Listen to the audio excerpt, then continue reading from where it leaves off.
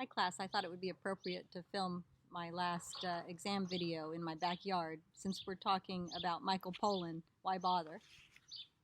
Remember, your exam is from 2 to 4 today, so you need to tune into Blackboard and write and upload your essay during the time allotted. So that'll be 2 o'clock to 4 o'clock today. So I want to talk about Michael Pollan. This article is simpler than Anna LePay, so it'll only take one video and it'll be short.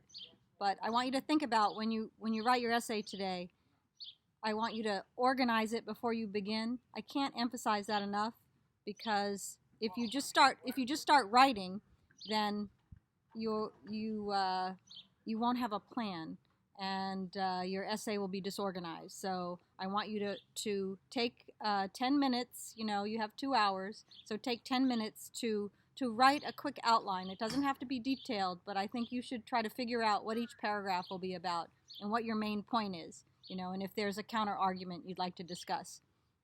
So obviously the topic is how individuals, how we can help address climate change in small decisions we make every day.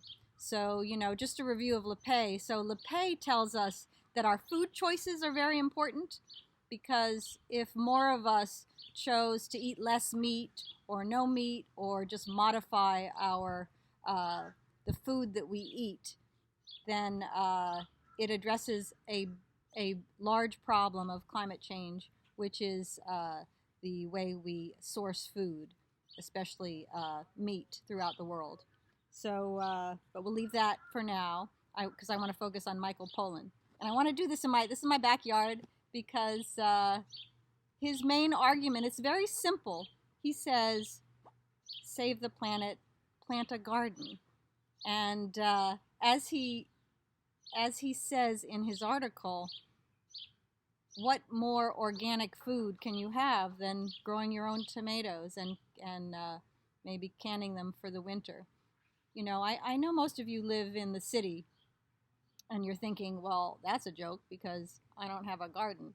So in the past, like I said I think it was in the third part of Anna LePay's discussion, that in the old days, people used to have community gardens. And I know that in my town, we actually have a community garden that you don't have to buy into it, it's free.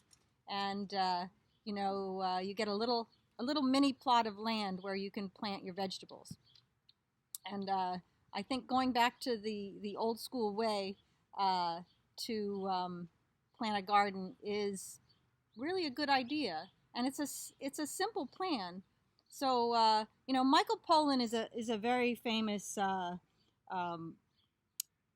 author and lecturer, and his focus is the politics of food. So I'm just going to read to you from the introduction to this article.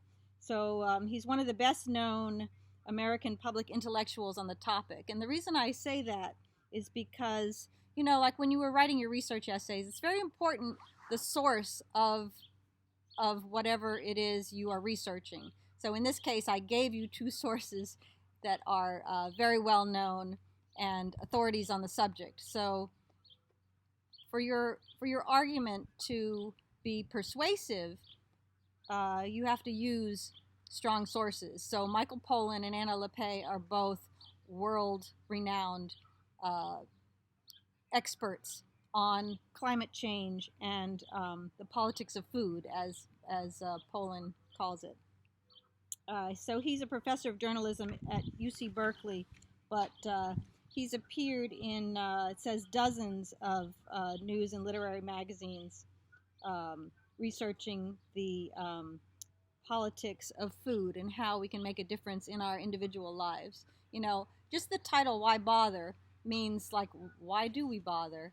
Yeah, we can buy a hybrid car, but he's saying that that's not really the solution. Yes, you can do all those things, and they add up to lowering your carbon footprint, but he says this one simple choice, and like I said in the last video, it is, if you think about it, an ethical choice, because we do have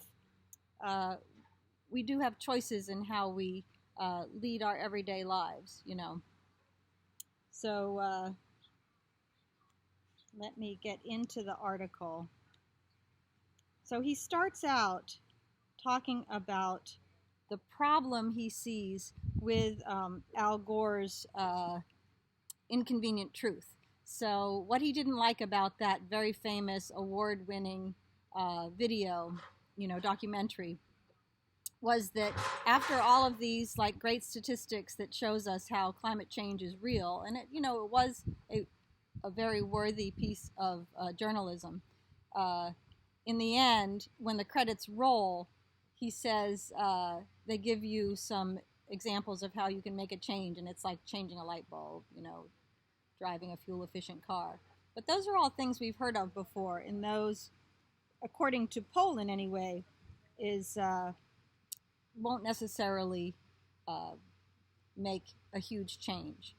So what he says is that planting a garden is one of the personal choices you can make.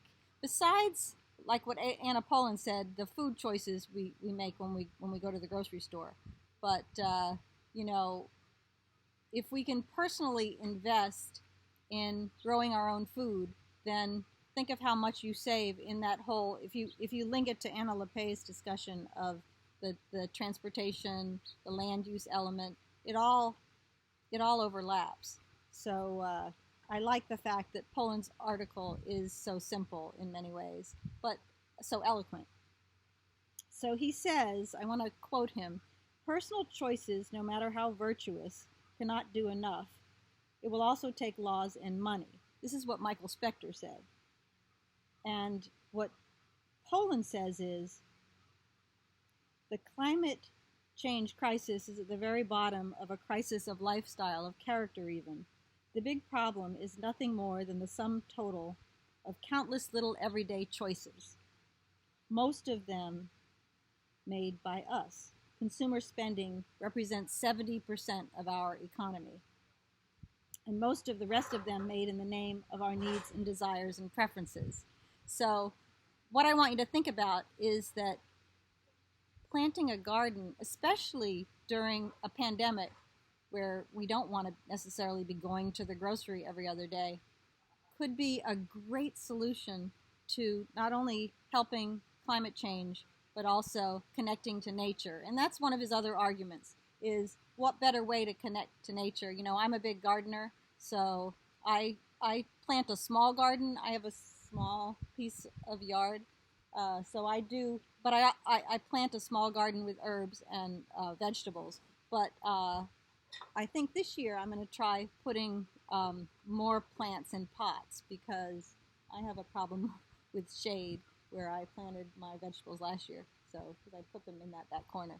But anyway, I think that what he also says in the end of his article is that by planting a garden and exposing your neighbors to your garden, let's say I plant zucchini, and I have tons of zucchini in the middle of the summer or end of the summer. The thing is, that's my dog.